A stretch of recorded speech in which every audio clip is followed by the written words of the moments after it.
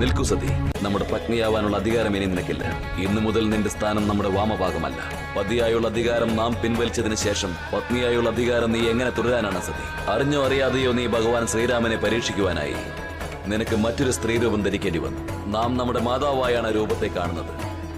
എന്നാൽ ഭാവിയിൽ നടക്കേണ്ട ഒരു സംഭവത്തിനുള്ള ശിക്ഷ അങ്ങനെക്ക് വർത്തമാനത്തിൽ നൽകുന്നത് എന്ത്? ശിവശക്തികൾക്ക് ഭൂതകാലം, വർത്തമാനം, ഭാവി ഇതിലൊന്നും ഒരു ഭേദവുമില്ല സതി. നീ തെറ്റു ചെയ്തു പോയി. അതിന്റെ ശിക്ഷ നീ അനുഭവിച്ചേ മതിയാവും. ഞാൻ ഇപ്പോഴും മനുഷ്യ സ്ത്രീയാണ്.